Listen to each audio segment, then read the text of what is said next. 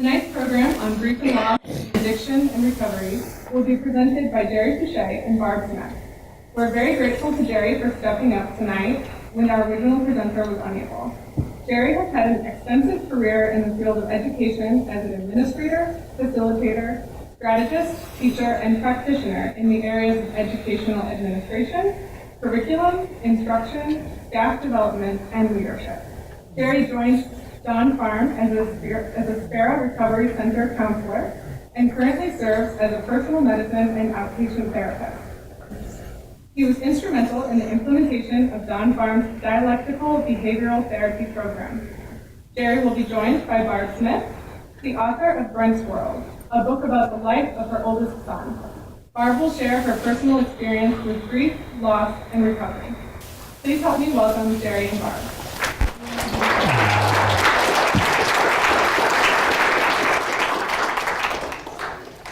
Thank you, Emily. I'm grateful for the opportunity. I'm also particularly grateful to Janice Fern, who did this presentation a year ago and from whose work I borrowed significantly for tonight. I'm also grateful for Jess. If you haven't tasted the carrot cake yet, I encourage you to do that. It's going to be a worthwhile piece. It's interesting, as we talk about grief and loss, these can be really heavy topics. And so I just sort of want to start out with the invitation, if you will, that as we go through these things, it may touch on some personal losses for you. And if that is the case, I want to get rid of this one. And if that is the case, I want to encourage you to think about things in a new way. But this work can be challenging. It can be exhausting when we explore our losses. And so what I want you to do is encourage you to be good to yourself following tonight. If you need to call your sponsor or your supports, talk to your family members, talk to somebody important if you find yourself touched by what we talk about tonight. As we look at the issue of grief and loss in addiction and recovery, there's a couple of really key questions we need to ask. Number one is why do we bother to talk about grief? How do we experience it? What are some of the theories about grief? There's a good quantity of research out there about grief as an experience. And some of the theories out there help us understand our own experience by reflecting on their work. How is grief related to addiction and recovery? It's really key because the way we experience grief and the way we process it, both in addiction and in recovery, is dramatically different than folks who have not been there.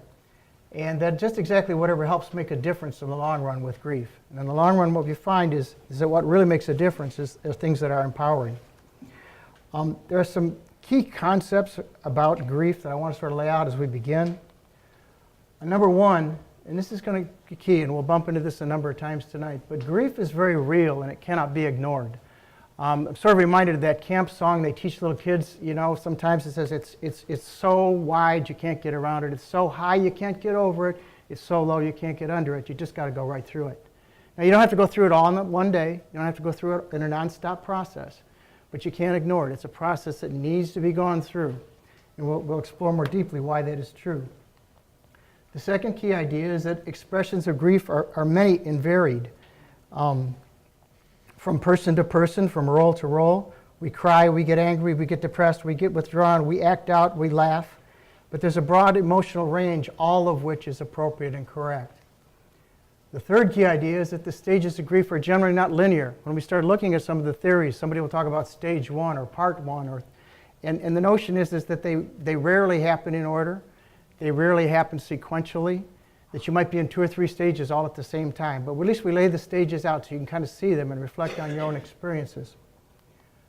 Number 4 is that working through the emotions requires a willingness to acknowledge the loss or the change. We're going to talk about grief, and the grief to which we most often relate is the loss of a loved one, the loss of a significant relationship. But we experience all kinds of smaller losses that have to do with losses of role, losses of expectation, losses of jobs, losses of opportunities, all of which require some level of grief process, some level of acceptance and acknowledgement. Number 5, it takes time to work through grief. It can't happen fast. You can't say, I got to get through this grief by the weekend because I got to start a new job on Monday morning. It just won't happen that way. You may find that you can process a certain amount and then sort of put it on the bookshelf for a while and come back to it. But it's a process that continues over time. And number 6 is, and this is probably most key to our presentation this evening, is that active alcohol and addiction significantly complicate the processes of grieving. And we'll dip into that in a very specific way. Most significantly, the use of alcohol and drug distorts or postpones the grieving process. Now, return to that first question in terms of like, why do we need to talk about grief? You know, it starts out with the notion that change happens. You want to think about the notion of grief always associated with any change, because any change involves a loss, even if it's a change for the better.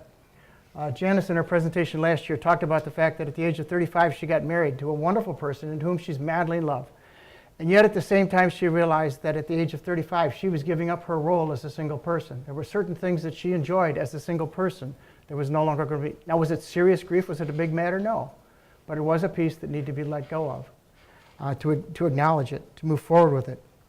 To live life is to experience loss. I mean, if you look at the life as events scale, which is in the last part of the handout packet, you'll notice that they try to ascribe numerical values. They try to ascribe numerical values to various life events with the idea of you sort of getting an index of what's your level of grief or loss at this point. And an index is, the higher they are, the more challenging you may find yourself at that point. But there's a great series of little deaths that happen often for us. But change is inevitable. Growth might be optional. You know, we need to integrate and express our emotions around grief. If not, we sometimes get stuck. An active addiction increases the likelihood of getting stuck. And that's one of the pieces we want to really pay attention to. But why do we need to talk about grief? You know, Stanley Kelman talks about this notion of, you know, as we work through our endings, you know, we start to make space for our new beginnings. You know, fully engaging in life and being present in the moment and fully accepting what is lost, you know, starts to make way for what is about to come. And this is one of the most key pieces we're going to look at tonight, is that all grief, we experience grief because of the loss of an attachment, something to which we are attached or someone to which we are attached. Now, because we are attached, you know, to what is lost, that person, that pet, that role, that relationship, that job, that's why we start to experience grief. There's this attachment. Now, sometimes those things to which we are attached are not attached back, and that makes the relation sometimes difficult. It's one-sided, it's unbalanced. Sometimes we're attached to things that are not good for us, which in the case of addiction, you know, refers to our drug of choice. And the attachment to that may not, in fact, in the long run, be healthy or worthwhile. But as you start to think about attachments, they sort of tend to fall in 3 broad categories. The first one being the secure attachment. These are attachments where there is trust, there is clear expectations. These are worthwhile relationships in which we know we can invest. And these are the ones which are most grieved in the case of loss. The second type listed is that of an avoidant relationship. That's where we are connected or attached to someone or something, but it's not something we really want to be attached to. But by circumstance, by history, we have an attachment to it. This might be an attachment to an abusive parent or spouse, in other words, to which the relationship is not really desired, but it is still present, and to which there might be some unfulfilled expectations still attached. And then the third attachment is what we would call an anxious attachment. That's one where the expectations are never fulfilled clearly, where there's no consistency in the relationship from at least one side of it. Now, what is particularly interesting for us is that all of these attachments are grieved when they're lost. It's kind of key. Even the avoidant ones, even the anxious ones, they're grieved when they're lost because they have meaning once we've made the decision to attach to them. Key to be mindful of here, though, is for addicts and alcoholics, they form a strong attachment to their drug of choice. And this attachment endures and it evolves over time. So, for instance, as you start to think about the use of alcohol, folks who are alcoholics or addicts can perhaps relate to this, is that early in the experience it becomes a very dependable, secure relationship. I know when I take 3 drinks I'm going to get a certain amount of high and things are going to be fine. I know that when I use this drug in this particular way I'm going to get where I want to get. And that becomes a very secure relationship, it's a very secure attachment for a period of time. But as the disease progresses and our tolerance increases, the need for more drug becomes, and the outcome is not as predictable. So the attachment becomes more anxious. In the long run, as someone nears the end of their experience with alcohol and drugs, reaching what we call their bottom. Fundamentally, it becomes an avoidant thing because they cannot imagine life either with or without the drug or alcohol. And so you can start to see that development over time as it relates to that. But as I said, the key thing to be mindful of is the fact that grieving happens whenever we separate from anything to which we are attached, and all attachments all broken attachments, losses from attachments, will be grieved. I mean, this slide just sort of lists the fact that we're many faceted people as individuals. I mean, our losses are many as our attachments are many. The many facets of a person, characteristics, roles, are all places where change and consequently loss can happen. And loss equals grief. You should start to think about cultural backgrounds or roles that you have. And someone suddenly loses a job that they've liked a great deal. That's a sudden loss of role, to which there's a great deal of potential grief emerging. We're persons that we have a body, and if as we age or we encounter an accident or disease and parts of that body stop working as well, or it becomes a great source for loss, for grief. As we start to talk about people having a transcendent dimension, that would be a connection to a higher power, so for some folks a religious notion. When challenged with a loss, this frequently brings challenges to the spiritual dimension. People say, what does God have in mind with this? Why did this happen to me? And we wrestle with those questions. But again, that's just part of the grieving process. I mean, the types of the details of the loss are many, and you'll find them here. As seniors age and lose their ability to be independent, is perhaps one of the greatest losses of their life. It's very painful because you just lose that piece. Even though the appropriate care is provided, it's still not quickly embraced because that independence is lost and needs to be grieved. There's a loss of health status or employment. Future plans and expectations. It's very interesting. I was working with a client who was wrestling with his sexual identity.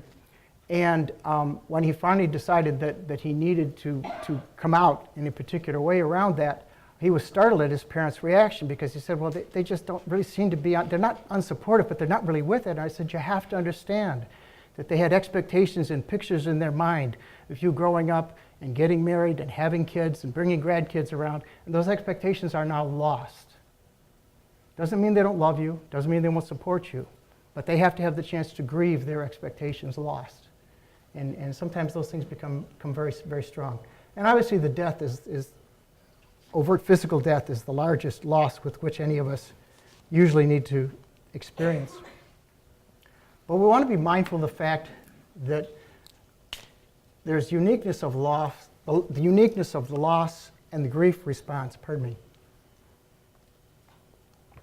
There might be some broad similarities, but there are a lot of places in which they are very different. Being whole people, we express grief in various ways. The same loss often renders radically different expressions from different people based on role. For instance, if a woman dies, the woman may be a wife, a mother, a sister, a daughter, a friend, a co-worker, and all of those folks will have different experiences of the same loss.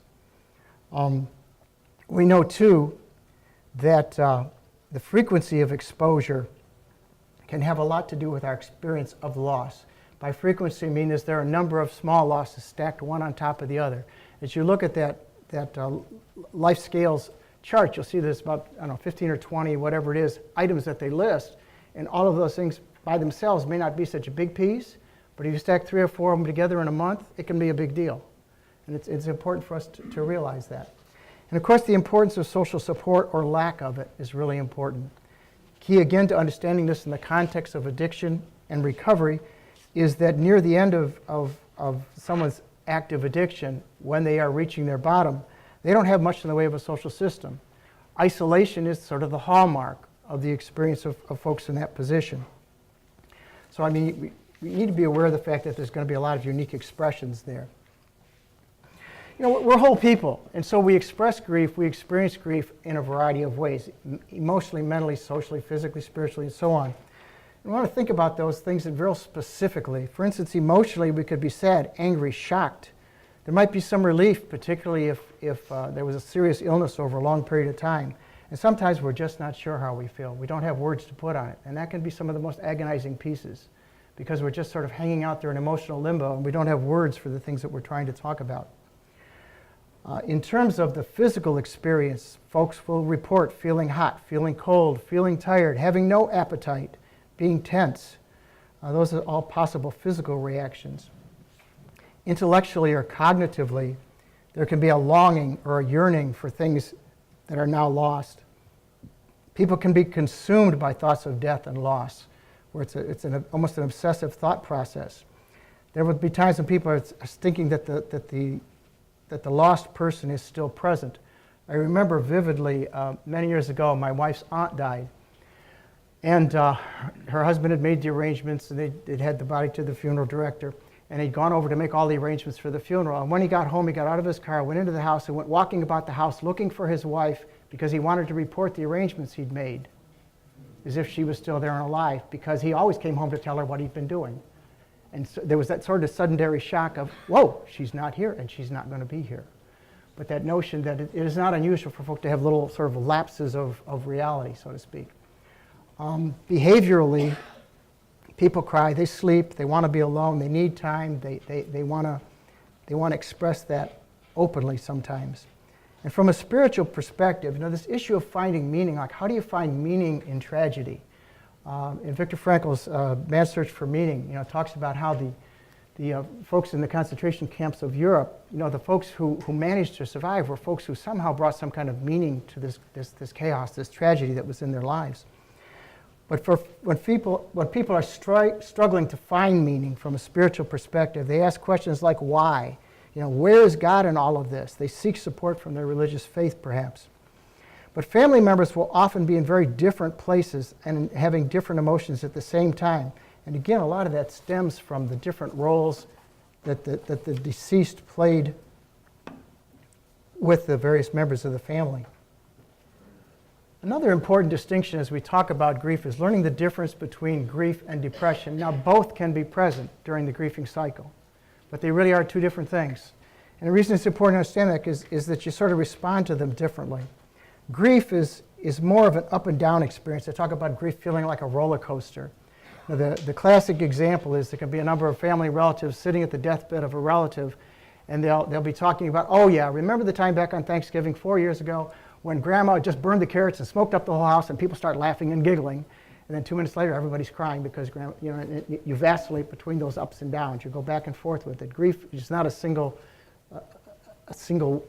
piece, but it frequently comes in waves, if you will. Depression, on the other hand, feels more like a dead end. There's no specific event. There's no necessary future envisioned. There's no particular emotion sometimes. Sometimes it's accompanied by self-loathing. Sometimes it's necessary and appropriate to get professional support around processing depression. But as I said, people can have both going on, and they may be consistent or they may be fleeting. But it's important to recognize that when a person, we talked about all grief flowing from the loss of an attachment.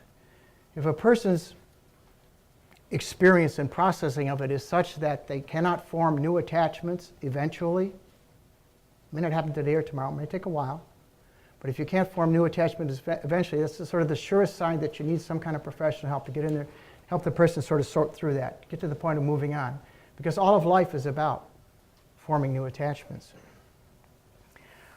There are some significant myths about grief that I think are important to point out because a lot of these are entertained pretty broadly in our society. Number one is somebody will say something like, well, the pain of the loss will go away faster if you ignore it. And once again, I want to remind you of the song we teach kids at camp. No, grief is so high you can't get over it, so low you can't get under it. You got to go through the door. You just got to go there. Not all at once, not right away, but you got to be willing to go there. Accept the grief, acknowledge the change, and talk about it. The second one talks about it's important to be strong in the face of loss. No, it's really important to be real. That's what's important to be. To talk about what's going on for you. Work through the feelings. It's important to teach kids how to grieve. I remember very specifically, I was 5 or 6 years old, and I had a shoestring uncle, distant, who had passed. And my mother made a big point of making sure all the kids went to the wake and to the funeral. And her thinking behind that was when she was 16, she'd never seen a dead body, and she went to a funeral. It was a very distressing experience for her. But the notion that we begin to enculturate people into the notion of grief, of dealing with loss at an early age, is appropriate. Now, obviously, if you've got a 2-year-old and your grief is so substantial and overpowering that you might overcome the 2-year-old. Maybe you want to tamp it down, at least temporarily, as you're going through the education process. But it is important that we teach children how to grieve, that it is a real part of life, that we don't shield them from it.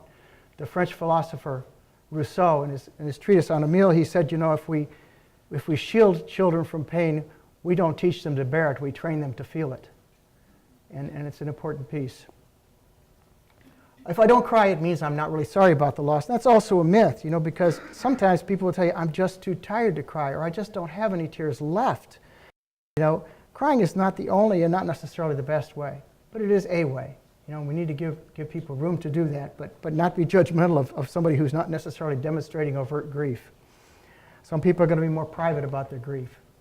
And then there's the myth that is probably least true, is they talk about grief lasting about a year. They talk about, well, you got to sort of get through all the holidays and the birthdays, you know, kind of missing that person, and then you're done.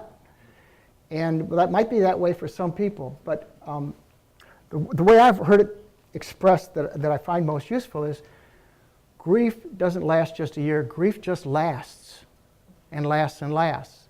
If you think about your life like you're weaving a tapestry, you know, way up here is when you're born and you start weaving in events, and some of the colors of the fabric are bright and colorful and exciting, and some of them are more drab and gray and ordinary. But when you experience grief, you're probably putting a big purple thread in there. And it's a big piece, and you pay attention to it, and you see it brightly, and it stands out from the background for a while. But you continue to weave the tapestry as your life goes on. And eventually, it's not like you're no longer attached, but it's no longer that percentage of your life. Your life is much bigger now, and there's so much more.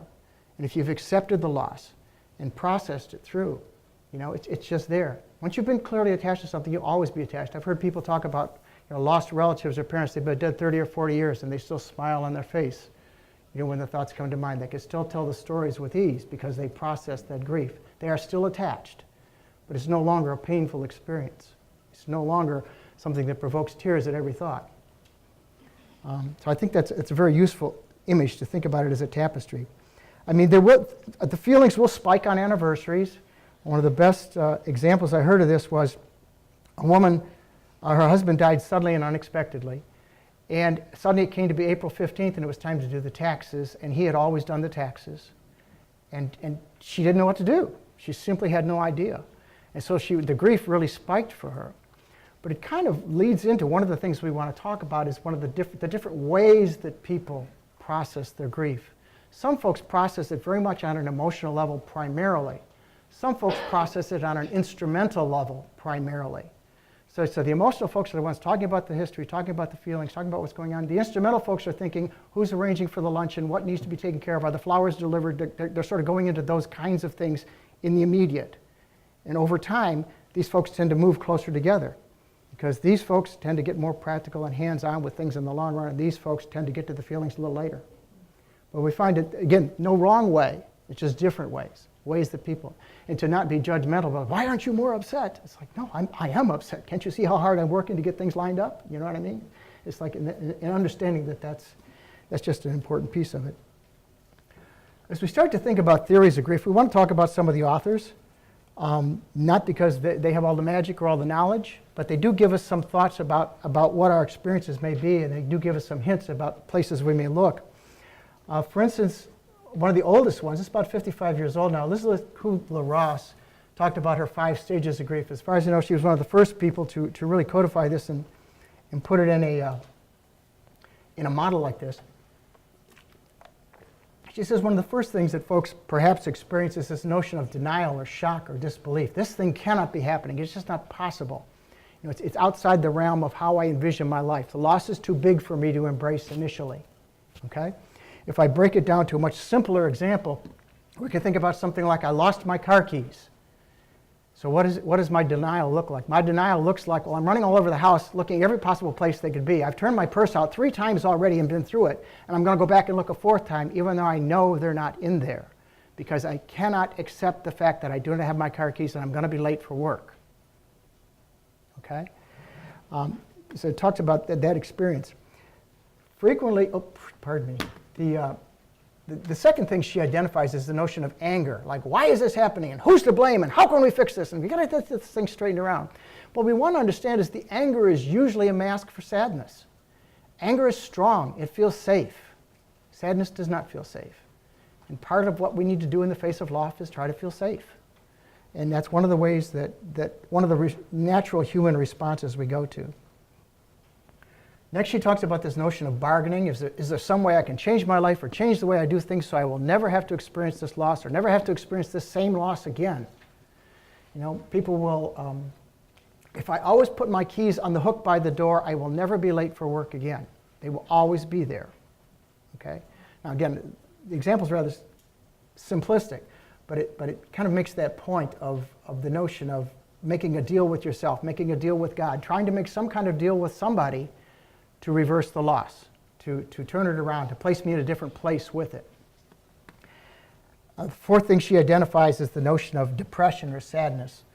And part of what we're sad about, Kubler-Ross suggests, is that by looking at the serious death of a close loved one, we're frequently starting to look at our own mortality. We're starting to realize that we're not young. I remember at my own father's funeral about 4 years ago, I was looking at him in the casket and I realized how much we look alike and how much gray hair I had, and I said, is this me 25 years from now? I mean, that was the thought that came right to mind. And I hope I got more than 25 years, but the point was that was my thought process then. And last but not least, she talks about this notion of acceptance. You get to the place of, I can exist with what has happened. Now, we need to be clear about the fact that acceptance does not mean that I agree with something or like it. It just means I got to live it. Here it is. It's like it's raining today. I got to accept that. I'm not going to be able to go on a picnic outside. I got to accept that. I can't change the fact. I can't change the weather. I can't change the thing that I've lost. It's irretrievably gone. So that's Kubler-Ross. There's a couple other models. I mean, Sp.A and Schutt, they basically talk about a dual processing model. And I sort of alluded to this earlier when I talk about people who are more instrumental and people who are more emotionally processing. If you think about the woman who was wrestling with who's going to do the taxes, I mean, she was over here focusing on the grief work, and she needed to get over here for a bit to find somebody to help her with the taxes. I mean, it's a matter of bouncing back and forth. That's sort of a simple example of it. But the notion that people will move back and forth between those two is where Sp.A goes. Martin and Duca have a similar thing, but they talk about it in terms of a continuum from intuitive to instrumental, with emotional at this end and being practical and taking care of business at this end. And people can be appearing any place on that continuum and moving around on that continuum depending on where they are in the process of grief. But their point of focus was very much on things like cultural and personality types and how they got involved in grieving. So again, if you want to know more about that, those would be authors that you want to look into a little bit. But the model that I want to spend the most time sort of taking apart tonight is Warden's piece, because he talks about the 4 tasks of mourning. So rather than stages or anything sequential, he just says, here's the 4 big jobs you need to get done if you're going to effectively grieve. And he talks about accept the reality, experience and work through the grief, adjust to the new normal, and then relocate the loss and move forward. So as we start to think about that, I mean, accepting the reality, of the loss, it's not reversible. You just can't go back. Romantic breakups are particularly difficult to accept sometimes. Why? Because the person is still present in the world. They might call again. They might want to ask me out. Maybe they'll change their mind. And so that level of acceptance just takes considerably longer in some situations than in others. Depending on the nature of the relationship, if it is in fact a death, depending on the nature of the relationship, it can be very complicated to accept. Sometimes people have difficulty accepting because they need to know the facts. If somebody's a military casualty, well, how would they die? What was really going on? Were they a hero or was there an accident? And sometimes you never know those details. And that's very difficult for folks who need to know the facts. Sometimes we need to distance ourselves or end a relationship or an unhealthy relationship or attachment. And that may be difficult to accept. So particularly, again, in the case of addiction, the unhealthy attachment is to the drug of choice, is to the lifestyle associated with it. And that's an unhealthy attachment, and accepting the fact that you need to back off from that is very difficult to get to sometimes, because you're grieving it. And we'll talk about its characteristics a little more as we proceed, but why it becomes such a source for grief. But the things that might stand in the way is denying the facts, minimizing the loss. It's no big deal. No, this is a big deal to accept loss, depending on the size of the loss, the nature of the attachment. The second task that Worden talks about is experiencing and working through the pain. You know, once again, it's so high you can't go over it, just so low you can't go under it. You've just got to go through it. Experience it. If you get stuck, you want to get a pro. And I said the biggest indicator of being stuck is you're unable to form new attachments. You're still walking around in the past as if your life has been put on hold.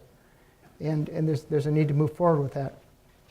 The obstacles are just not allowing yourself to feel. Some folks work really hard at shutting off the feelings. Some folks, even who are not alcoholics or addicts, will drink or drug heavily during an initial period of grief just to try to cover that up. But all that does is delay the processing. It doesn't expedite it at all. In some ways, it complicates it. When we talk about avoiding reminders of the loss might be an obstacle. Now, that can go two ways. Like, for instance, Janice tells a story about someone whose husband died in the hospital. And so for several months after this, she couldn't drive by the hospital.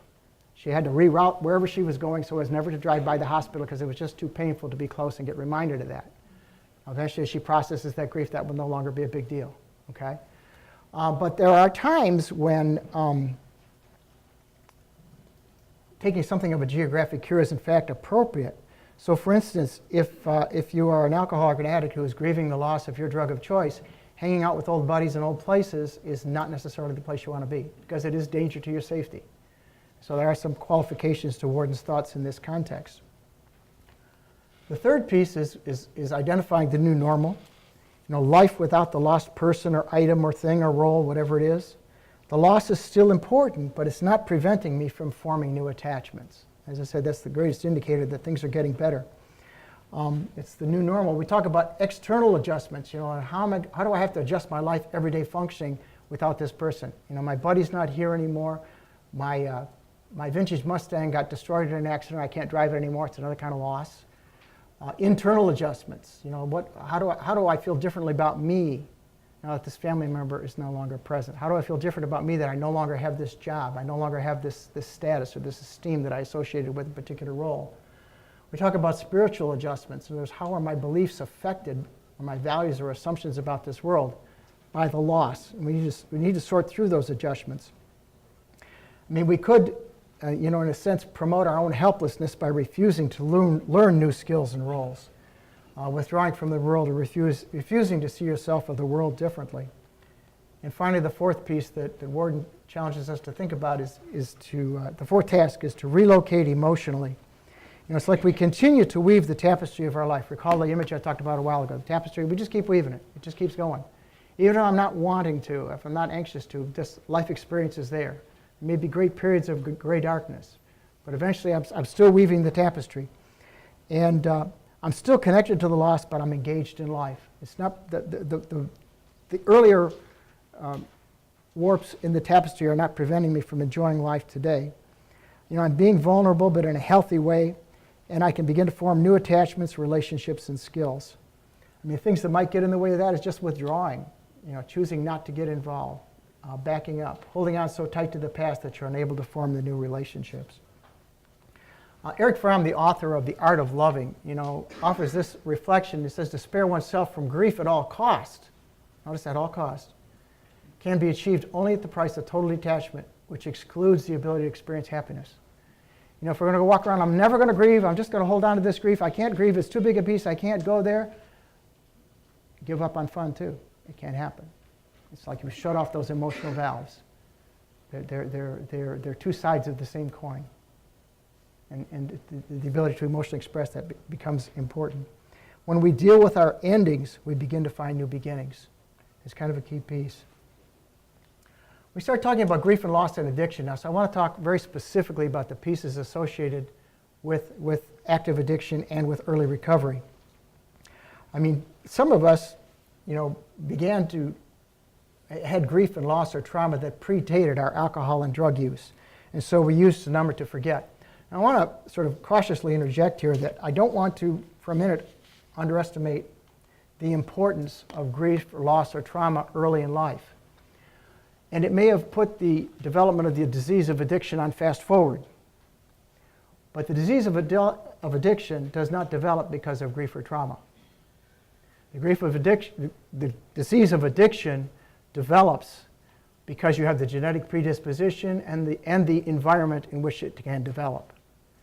Grief and loss and trauma, all of those things will put it on fast forward, make it happen big and fast and hard, but it doesn't make it happen, because I just don't want it, because if that were true, you know, if I had a lot of grief and trauma in my life and I have a problem with alcohol and drugs, I could find a good therapist who could sort out all my grief and trauma and I could drink safely. And that's not true.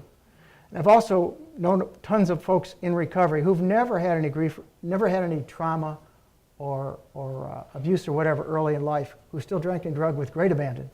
You know, and it wasn't in response to anything other than that's what they were doing. So I just want to always express that caution when you see that notion, because some folks will want to say, well, that's the reason they drank and drugged, was because of the loss of so-and-so or such and such. No, I may have put it on fast forward, but that's not the reason. And just want to be clear about that up front.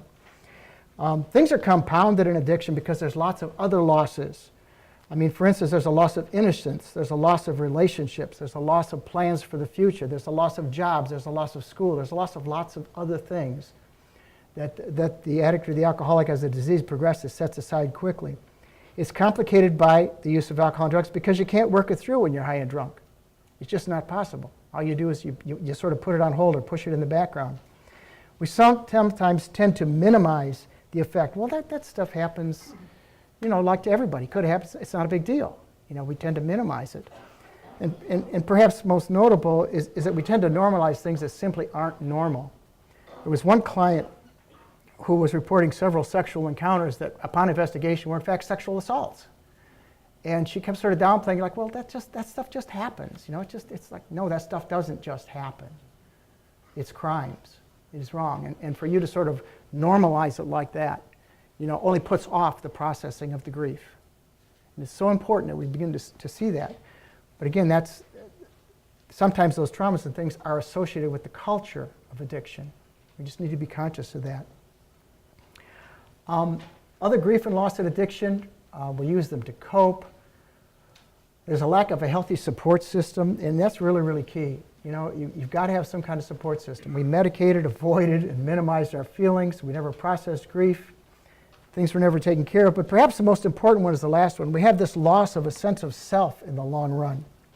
We have guilt, shame, a loss of spiritual self, a loss of identity, a loss of my sense of who I am and how I act.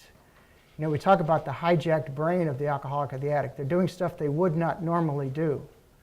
And it's just really important to understand how that's complicated, because once somebody gets sober, the grief and the guilt becomes real. And then the question is, how do you start to sort all those pieces out?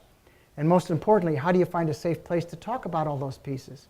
Because you got to understand that the people who are not in recovery, the people we call earth people, in other words, they really don't understand addiction because they haven't lived it. I mean, you can understand it at an intellectual level, but you might not understand it at an experiential level.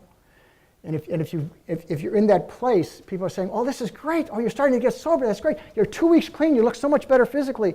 And they're thinking, I'm not thinking I'm feeling better physically. I'm thinking I have this, I'm being deluged in grief, and I'm being deluged in the losses that I'm suddenly realizing. I'm being deluged in the guilt for the stuff I've done or not done.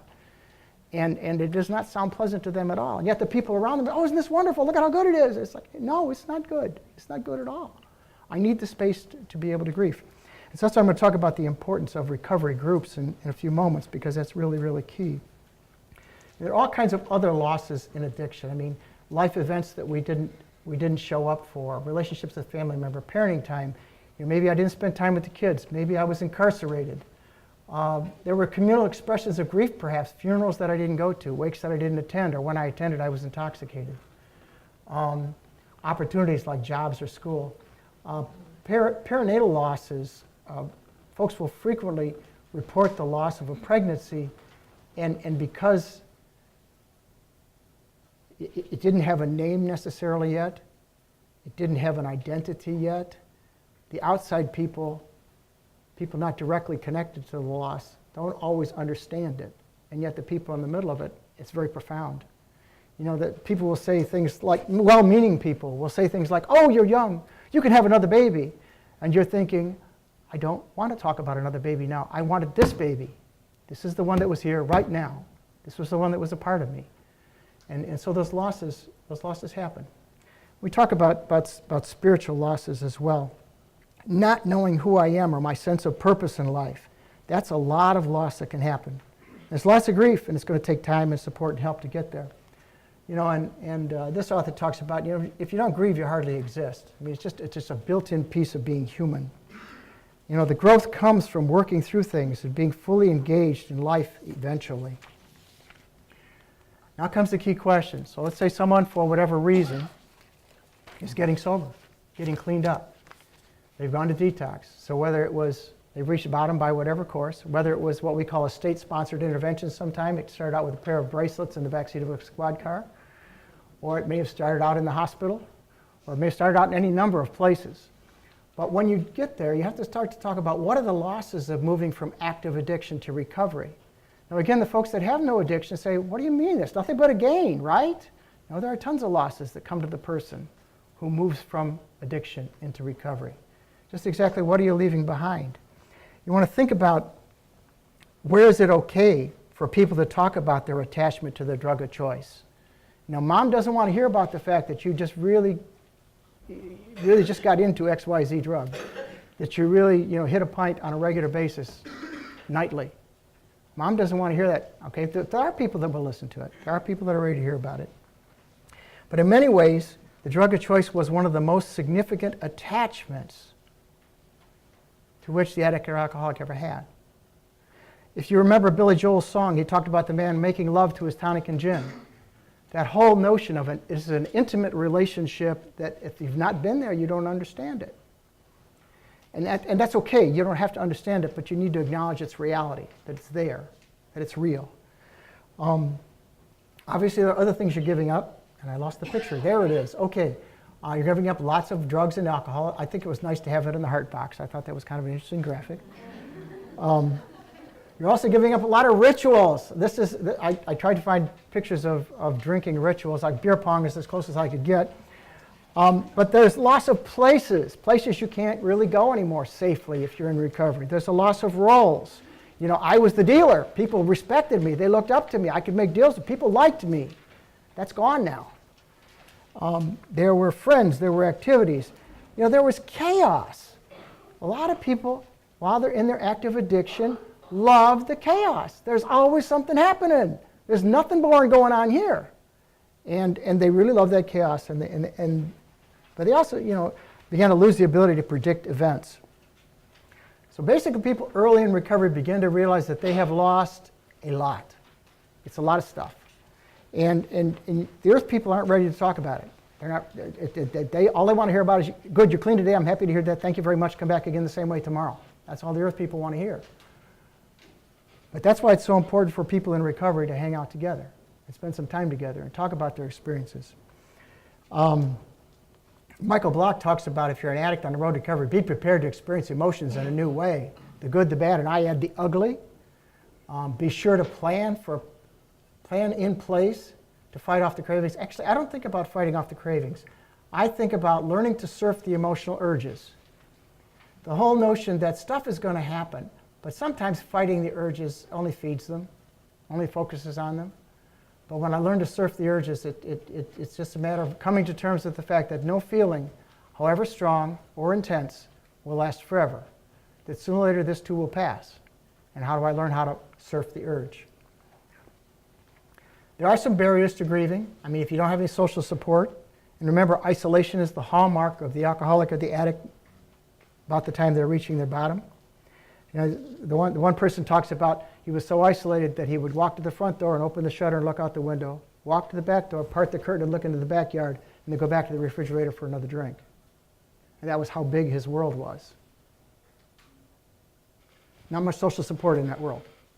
And just need to try to get the picture in mind if it's something that you're unfamiliar with. There's a lack of safety and trust. We sometimes don't have a plan for how to surf the urges, how to safely plan for cravings. Our feelings unfreeze, and sometimes they're feeling overwhelming. I'm just feeling a dozen things, and it doesn't feel safe, and it feels conflicting. but they're unable to identify or verbalize or feel feelings. Now, this is, again, if you spend much time talking to people early in recovery, you can ask a really complicated question like, how do you feel today? And the answer will be one of two words, I feel good or I feel bad. Well, tell me more about the good. Well, I'm okay. There's an emotional, there's an incredible poverty of language emotionally for people early in recovery because they've been feeling nothing for a very long time. And so I know there's something going on here. The electricity's moving, but can I give you the name? I can't. I mean, we regularly, pass out word sheets. Okay, are you ready for this? Okay, I'm scared. Well, are you scared? Are you afraid? Are you aghast? Are you alarmed? Are you anxious? Are you appalled? Are you apprehensive? Are you confused? Are you daunted? Are you distrustful? Are you dreadful? Are you fearful? Do you see? And we talk about these. We play games with these. We set them out on the table and say, okay, I want you to use 3 new words tonight as we talk in group. Okay? Because there's that incredible thing. Because you need to understand, to have the feelings and not have the language to talk about them is incredibly exhausting. And if I feel bad, I have one response. I've been practicing it for years. I drink and drug. That's how I take care of that. So you see how the process of recovery isn't about just quitting. It's about changing the way you think, about the way you talk, about the way you interact with people. It's so much bigger than that. And yet you're grieving some of those things that you lost in the process of getting clean and sober. It can be a challenging thing, needless to say. Where am I here? Yeah, there may be seemingly unrelated feelings. You're both angry and depressed and anxious all at the same time. Talk about lack of healthy coping skills. Some people started drinking and drugging at 13, 14 years old, and when they sober up at 25, they have no skills. They've never learned these things as an adult. It was wild when I worked at Detox sometimes.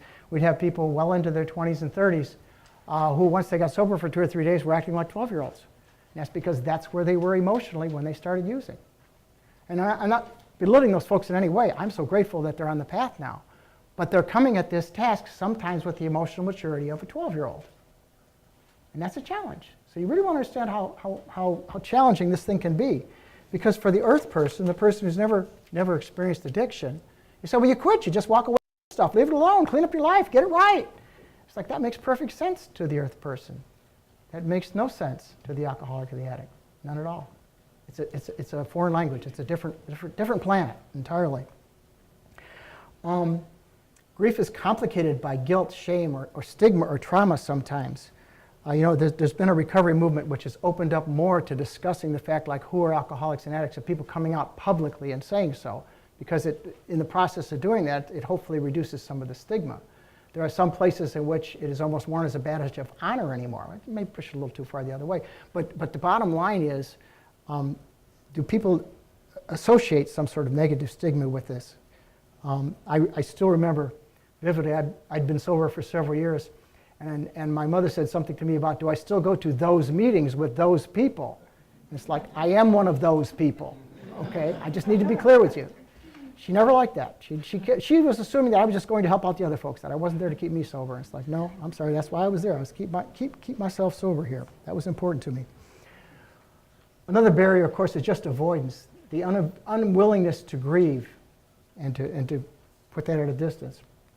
But recovery is a process, and grief work is a process. So there's a real strong parallel there, but they're not linear. Notice they show this circular staircase. That's a great architectural feature, by the way. I love that picture, if it's not clear for you. But the notion is that it's circular. We're going to bounce into it from different stages. We looked at those stages before. We looked at those tasks. We're going to be in and out of those. And that can be useful to know. Some of the specific tasks of recovery are to develop the skills to cope. We talked about identifying the words and verbalizing them, giving people word lists, challenging them. When you're sitting and listening to somebody early in sobriety talking about something difficult, try to help them get the words. Were you thinking this? Was that the thing that was going through your mind? Because again, you understand there's a poverty of language. It's like they're learning a new language again.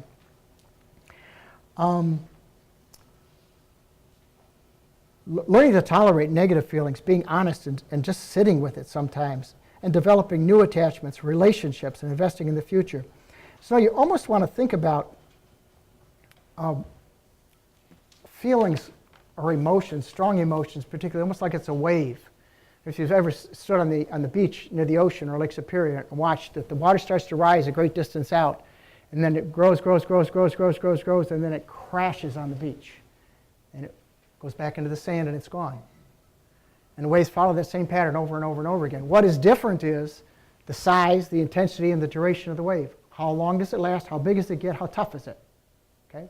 If you think about feelings that same way, part of the tasks of working with grief, processing grief, part of the tasks of getting into recovery is about learning to see the waves coming and to limit the size, the duration, and the intensity of them.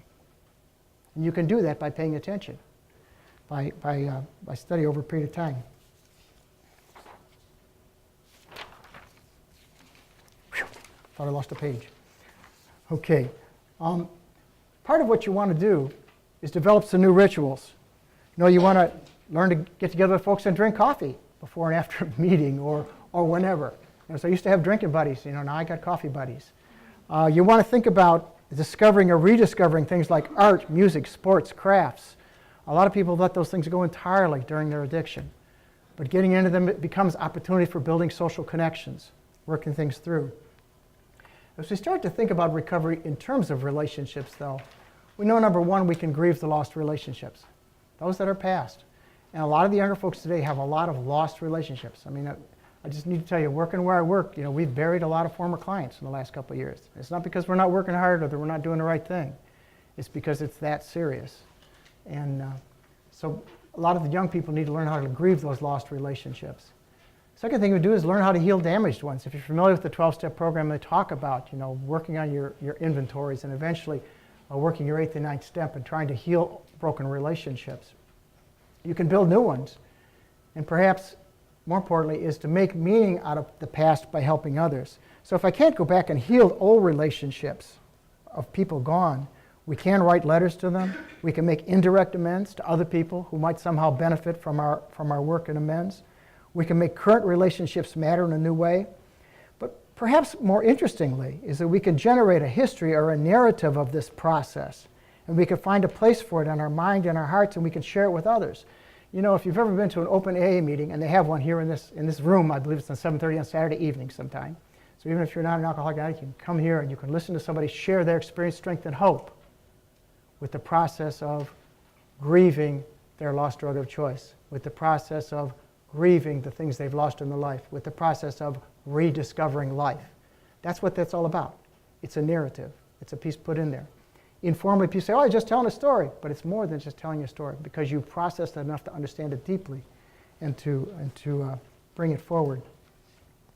You know, recovery is also about opportunities to reconnect with one's spiritual self and to grow spiritually. In the most recent edition of Time magazine, I don't know if you've seen it yet or not, but after experiencing the sudden loss of her husband, Sheryl Sandberg, Facebook's COO and author of the book Lean In, observed, she says, I think when tragedy occurs, it presents a choice. You can give into the void and the emptiness that fills your heart and your lungs and constricts your ability to think or even to breathe, or you can try to find meaning. And she made that point very well. It's like, how do you put meaning in the middle of this thing? It's there. Make something of it. Do something with it. Whether you connect to a specific faith or a set of beliefs, but finding new meaning and purpose is kind of key and important. But then there's the issue for family and loved ones, things that they grieve as the loved one moves into recovery. It's kind of a long slide here, but fundamentally the point it's trying to make is the reaction of most family members to an addicted family member is profound grief because the loss is ambiguous. And you say, well, why is it ambiguous? Well, because they may still be socially present, but they're not fulfilling any of their roles or responsibilities. They're not actually emotionally present at any event, any family event or whatnot. And so that becomes really difficult. You know, when someone dies, it's like they're gone. And we know they're gone. Whereas with addiction, the person's gone even when they're there. And it's kind of an important distinction to make. Losses may include all sorts of things, relationship, financial security. I can't tell you how many parents I've heard talk about second mortgaging their house in order to finance their child's treatment process. And I always warn those folks, you understand, of course, that treatment is not a guarantee. We are going to give your child the best service possible, but I don't want you, because I used to work with a woman who was very nearing retirement, and her son was in desperate need of some help. And so she was searching out the very best for her son, and she was going to refinance her house even though she was nearing retirement and couldn't really afford to do so. And then I explained a few things to her about how this thing works and how there's no guarantee involved there, and you might want to look for something less expensive but more effective, because more expensive does not necessarily mean effective. Also, we talk about the loss of hopes and dreams for the future. There are a lot of things there, but the whole person experiences the loss. And so consequently, you need to respond to it from a number of layers. I mean, there are complicated losses, things where people are both love and resent the person at the same time. You can have those dualistic feelings where you run from anger to appreciation so very quickly. You know, sometimes we're not honest about our feelings or express them well. The next one just sort of lists a group of continuums, if you will, that in recovery, hopefully the family is moving from despair to hope, from denial to acceptance. And these are the sorts of things that travel. Now, any given day, they may be in a middling position or more to one side or to the other. But in the long run, you want to see these sorts of characteristics happening in the family dynamic. There's less chaos and more predictability in the long run.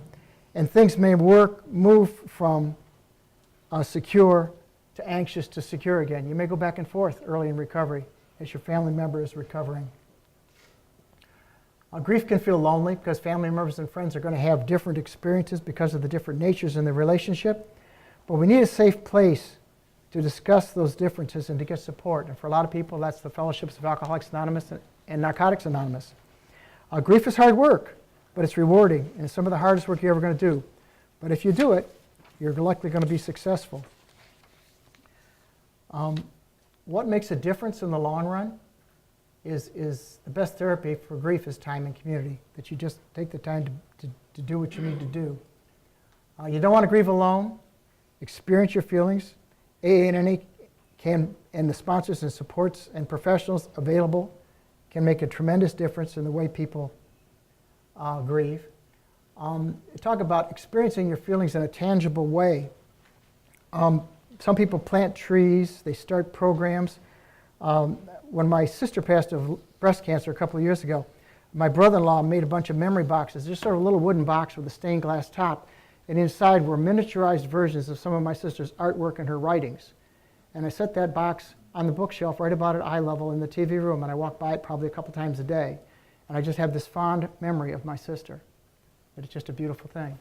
But that physical representation is very important for some people in the grieving process. The whole thing about looking after your physical self, you want to eat, sleep, exercise. If you need to see a doctor, do so. But for people early in recovery, those are frequently foreign concepts. We kind of hit on a good portion of this already, so I want to move through it quickly. But you need a safe place to talk about those feelings. And meetings of AA and NA can be that, as well as the meetings of Al-Anon and Nar-Anon. But it provides opportunity to give back when you make meaning. We get support from family, friends, and others. But we want to let people know what we need. We want to be specific with them. So if somebody says, well, what can I do to help? You say, really, I got to get the laundry done. Can you run to Kroger's for me? I mean, be specific. Don't say, oh, yeah, I'll look for some help sometime. But you want to be specific in your response when somebody offers help for you during the time of grief. Support can dissipate over time. Again, Sandberg mentions, she says, you know, everyone will die. And it's very likely that somebody we love will die before we do. And yet the bereaved are often treated like those whom something unnatural or disgraceful has happened.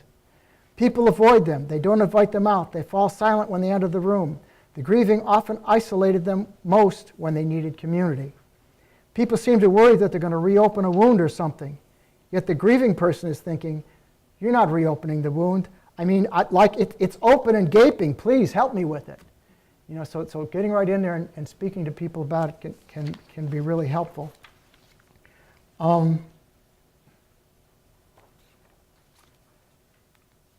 People talk about getting spiritual support from their house of worship. Lots of things. There are some support groups listed near the end of the handout packet that I invite you to look at more carefully. Rituals are important. They become vehicles through which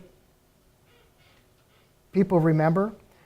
People light candles. They write notices in the paper. I used to have a buddy who would have his father's meal once a year. He'd invite his friends over, and they'd have a big meal at his mom's house, and they'd tell funny stories about his dad. And that was just an annual thing that was the ritual that worked. But thinking about tributes, how do we support people with that? How do we keep it moving? I need to move through quickly for some of this because I'm running a little longer than I should be. But the whole notion of experiential techniques, coloring books. Do I watch movies or listen to music that evokes emotion? Sometimes watching a sad movie will help me get into the crying that I need to do. Sometimes listening to music, particularly music with a lot of halftones, I notice this for me, opens me up emotionally. Explore that. Find out journaling is very powerful for some people. The self-care piece is important. Looking after myself, reading, meditating, taking time to sleep and get exercise. But know my grief triggers. What are they going to be? You can plan for grieving and potential urges to drink and to drug. Do the urge surfing thing. Know what your triggers are, though. Take action around them. Identify the sources of support. Do you need to attend more meetings? Do some service work. Be more spiritually fit, if you will, when it's time to face what might be a challenge. And I guess the last place I want to go is to talk about when is grief healed. And there might be some indicators here. One is when a person can think of what was lost without acute pain. When one can think of what was lost without physical manifestations such as crying or feeling a tightness in the chest. When one can reinvest his or her emotions into life and living and make new attachments, such a key piece.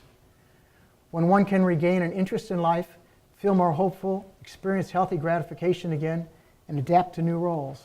And last but not least, is there a time limit? A year, 4 seasons, 2 years? Grief just lasts. The question is, where are you with it?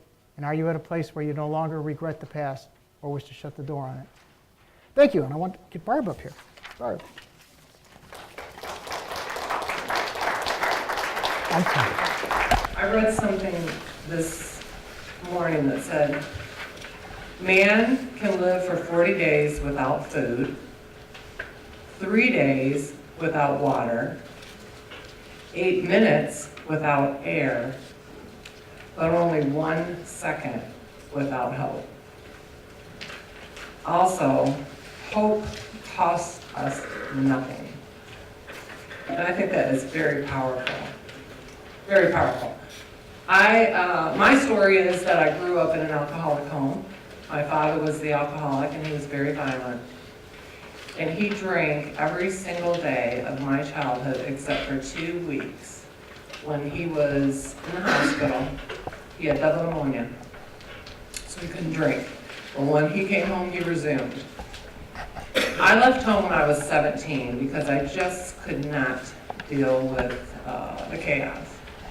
I also had started drinking, and my mother was not going to have it. So I said, well, all right, I'm out of here. I figured they weren't doing anything for me anyways, other than getting on my case all the time. And at 17, I really thought I knew something, which I knew nothing, but I didn't know that. So I started my journey in life, and thankfully, my mother, my dear mother who has passed, she passed just a year ago. Her doctor, she had a lot of physical problems her whole life. She had polio when she was a child, and she had a heart defect, so she was in and out of the hospital a lot. She was sick a lot. And her doctor, her heart doctor, talked to her about going to Al-Anon. And so she went, and Al-Anon is for the family and friends of alcoholics. She went, and she went for 2 years. And at that time, my parents were married, had been married for 25 years. And finally, she got up the courage to leave. She left, went to a friend's house, left a note on the table for my dad, and told him that she was leaving unless he did something about his drinking. Now, he called my sister, who's an RN, and who's kind of like the fixer of the family. He called her. What do I do? She said, well, you have a choice. You have 2 choices here. You can just live your life like this, drinking without your wife, or you can get into some type of a recovery program and get some help. And hopefully, Mom will come back. And that's what he did. He went into here in Oaks. It was here in Oaks at the time, over here at St. Joe. Went in for 28 days. And they had a family night where they suggested that the family come. I didn't want to go because I was out on my own. I didn't think it had anything to do with me. This is their problem. I was a single mom with a 3-year-old that I was raising. But I went, and I heard a lot of stuff. I heard the mechanics of addiction. I heard how it affects the entire family. I just heard a lot of things. But I was really confused because my whole life, everybody said that we weren't supposed to talk about my dad's drinking and that he really didn't have a problem, even though I really felt like he had a problem, but everybody said, no, he didn't have a problem. So now I'm here, I'm in this room where they're telling me he has a problem and he's an alcoholic. And so I went to the bathroom with my sister and I said, I am confused. I don't understand this. And she said, he is an alcoholic and he's getting help and we need to be supportive. And I walked out of there and I said, I'm done. I have wasted enough of my life dealing with my parents. I thought I could just do better on my own. So I was in a failing marriage, and my mother suggested that I come to Al-Anon. I'm like, what does Al-Anon have to do with my failing marriage? And I had, my daughter was a baby at the time. And she said, well, there's this meeting Monday night in Milan at 8 o'clock. I would really like you to come. I said, well, I can't because that's when I put my daughter to bed at 8 o'clock. And she said, well, how about her father put her to bed? Or she said, I have a better idea, put her to bed at 7 o'clock. So I knew that my mom was not going to let me out of this. So I thought, okay, I'm going to go to one meeting, get her off my back. And I went to this meeting, and there were 2 tables. There was one table, it was called the first step table, it was where I was supposed to sit. There was another gal there, and a couple other people. And then there was another table, I don't even know what they were talking about, but they were laughing and just having a wonderful time. And me and this other lady are crying our eyes out. And I'm just like, no, I need to jump over here to the happy table. But what I found that night is I found some really loving and caring people. They didn't know me. They had no investment in me or my life, but they cared about me. And they said, keep coming back, keep coming back. Gave me hugs, and that was the first day to my recovery journey. And thankfully, I can say that I today am 19 years sober.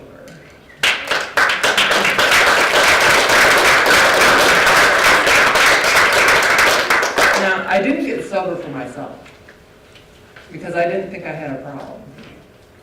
But at the time, my son was a teenager, and he was using drugs and alcohol, and he was getting into a lot of trouble. And he was looking at having to do 9 months in a juvenile detention center in Detroit, because we lived in Belleville, and so all his court things were in Detroit. So he was scared, I was scared. The social worker came to the house and said that he could live with me, but there would have to be no alcohol or drugs in the home, and they were going to be doing checks. And if they came in and did a check, and they found anything, whether it was his or not, he was gone for a minimum of 9 months. So I said, you know what? I got to sober up myself, because I am not going to put my kid in a position where he is put away because of my drinking. So I say that I stopped drinking for my son, which I did, but I stay sober today for me. It's a wonderful life. It really is. Now my son, he did get into treatment, and he was sober for 1.5 years. And I really thought he was going to make it, but he decided it wasn't for him. He didn't want to be sober. He didn't want to be clean. He didn't want to work the steps. He didn't want to go to meetings. He didn't want to do all those things. He told me it was boring. he said, I can't be like you. I can't just go to a job 9 to 5 and do what I'm supposed to do. He said, this is too boring. I said, well, I don't agree, but by that time, you know, after your child is 18 years old, there's not a whole lot you can do or say. He already had made up his mind. So a lot of bad things happened to him. He tried to commit suicide. Just terrible things happened to him. He ended up homeless. So I decided with my family that I would take him back into my home. He was 23. And I took it, I didn't feel like him being homeless that he could do this on his own. I just didn't see him going into treatment or doing anything that would be positive. So I asked him if he would come home and go into treatment. And I had some rules I said you can't use, and you have to go to meetings and all those things that moms try to get their kids to do. And he didn't do any of it. And I let him stay for 5 months. And I don't know if that was the right thing to do. I don't know if I should have just left him homeless. And life consequences might have been different, but I can't unpull hair. It is what it is. But after 5 months, I just couldn't take it anymore. And my youngest was 13 at the time. And I just couldn't have him being exposed to this constant using in my home. So I asked him to leave.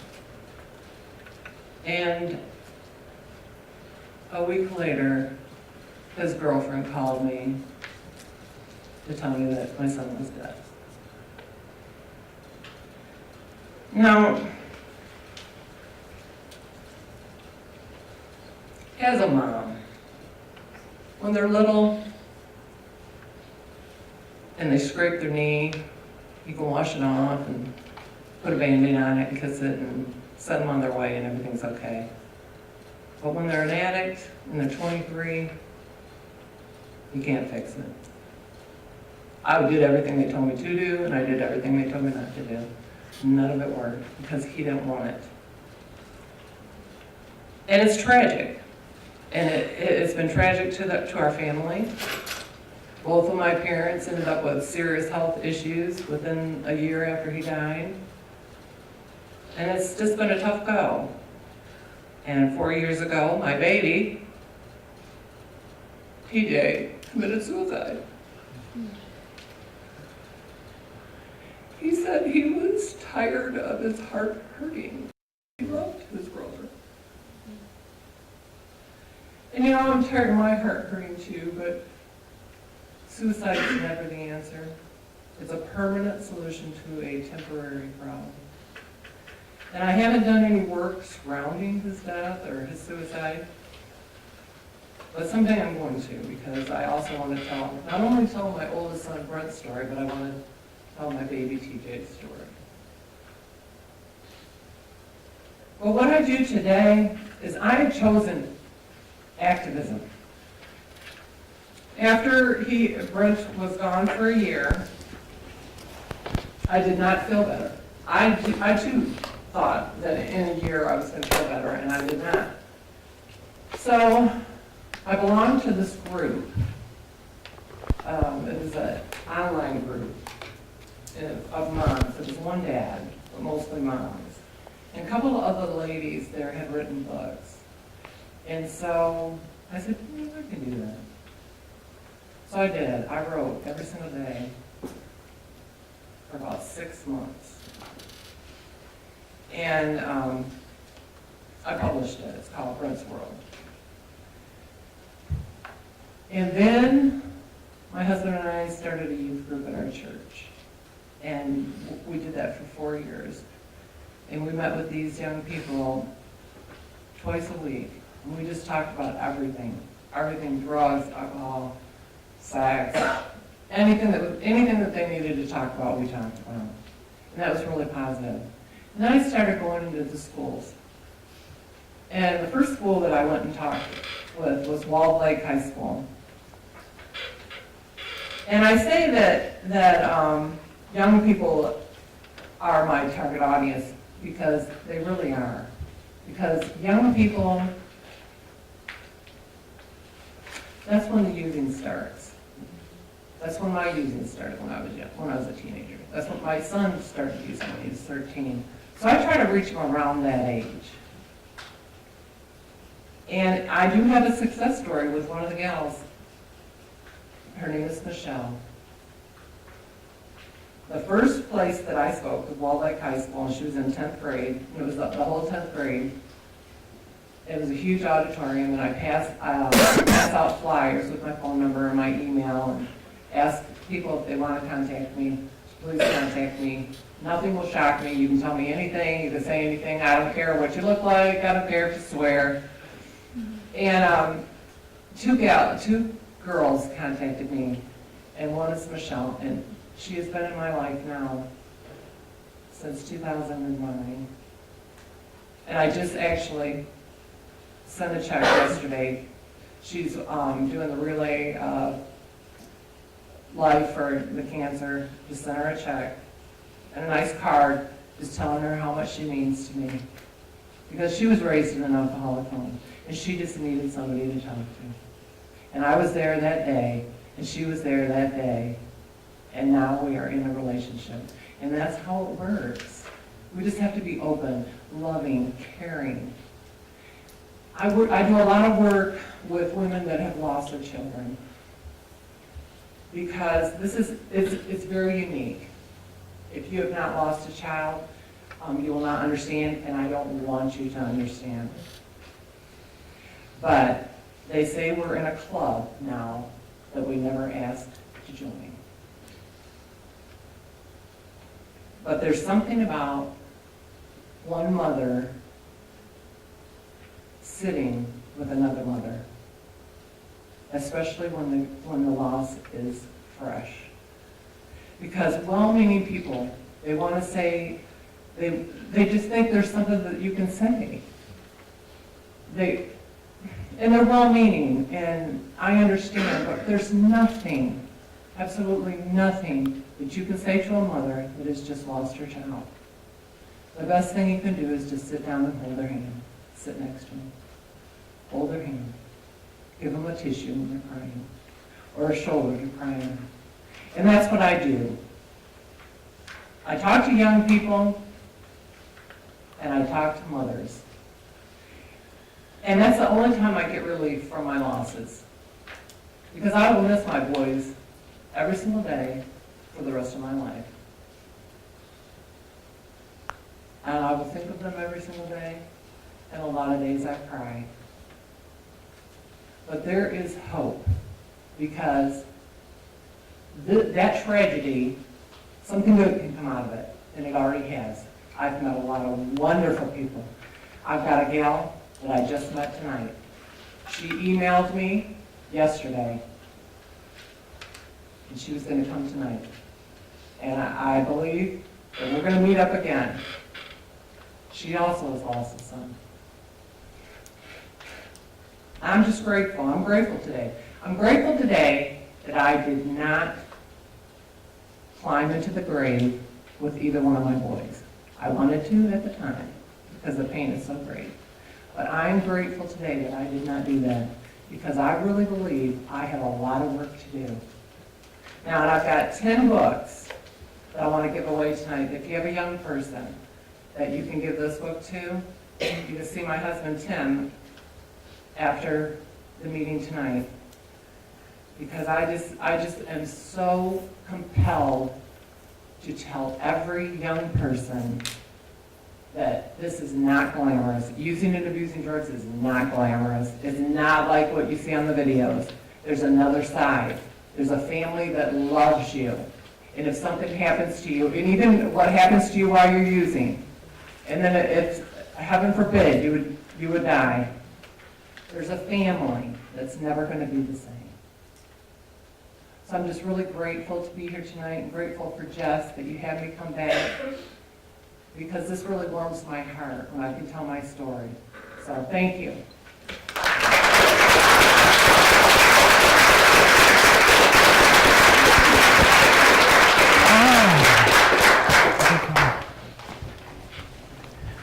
this opportunity, we have an opportunity for questions. I don't know, what's on your mind? What are you thinking? What do you want to know more about?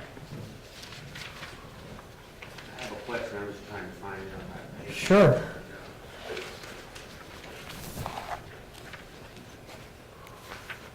I'm sponsoring a guy, and the issue of him feeling lost came up, and I'm wondering, how does one gain a sense of purpose after being in recovery for a short period of time? Being in recovery for a short period of time says to me that nothing is right. And so you have to sort of take this notion of purpose and bring it down from what is my life purpose to what is my purpose for the next 10 minutes. And the purpose of the next 10 minutes is you need to go over and give me a cup of coffee, okay? And try 2 sugars this time. You got it wrong last time, okay? I mean, seriously, it's that kind of, it sounds silly, but that sort of interaction, where you just, you know, the sense of purpose is we're about recovery, and this is what recovery means to now. And the most important thing you can do right now is go get another cup of coffee. That's what you can do. Obviously, as time goes, that expands dramatically. But then, you know, you start to validate for the early recovery person their feelings. I just feel like shit. Listen, I felt like shit for months. Okay? And that's just the way it was, okay? So it's real, it happens. This is perfectly normal for where you are. You don't feel normal. I'm sorry, but this is what normal looks like, okay? And then I'm going to look for opportunities where they did something right. Did you see what you just did there? You know, and I pointed out to them, I'm not a non-stop idiot. I could do a few right things. But it's real tenuous early on, but I have to think small. I can't think big. That's helpful to me. Thank you. Yeah, sure. Is your book for sale? Yes, it is. Amazon.com. No, and I think we do have some books for sale tonight, but I do want, 10 of them, I do want to give away. Can you give them? So I don't. Yeah. There's a lady looking for it. Okay, good. Our Good. teen brother was drinking and we want to make sure that he doesn't fall into the gambling cycle.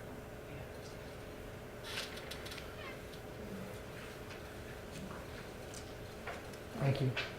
You just want to be conscious of, just keep talking it up. Yes? Would you consider someone who has recovery and then relapses? Is that considered a loss too, because they have a loss of their clean time? They have lost the clean time. We sometimes talk about something called recovery capital. In other words, if you've gotten some time, you know some people that are currently in recovery, you have some connections, you have some experience in AA, they haven't lost all of it. Clearly it is a loss though, because part of my new identity is the fact that I'm not drinking now, and I lost that piece. Probably temporary. Part of what you want to wrap around your understanding of relapse is there are some folks who are not thinking clearly, who will say, well, relapse is just part of it. Everybody relapses sometimes. And the answer to that question, no, it isn't really true. There are lots of people who don't relapse, okay? It does happen, though. But you want to think about relapse to addiction the same way you think about people who go to the doctor and say, doctor, I'm feeling terrible, and we do the diagnosis and we decide you have diabetes. So you're going to need to go to the diabetes educator. You're going to learn how to shop differently for food. You're going to need how to cook differently. You're going to need to learn how to check your sugar. You're going to need to learn how to monitor your activities, take good care of your feet. You need to learn all of those things in order to live healthfully. And for some people with that disease, it takes them a few go-rounds before they get it all balanced and working. You want to think about relapse to addiction in a similar way. It does. Some people will talk about, like, oh, they just don't. They're not serious about it or whatnot. They may be as serious as they think they need to be, but they haven't really tuned into it yet. They may have pieces that they haven't done yet, things that they haven't tuned into yet. Part of that is a maturity thing. Part of that is an awareness thing. It is interesting, though, because I've never met anybody too dumb to get recovery. I have met a few people too smart.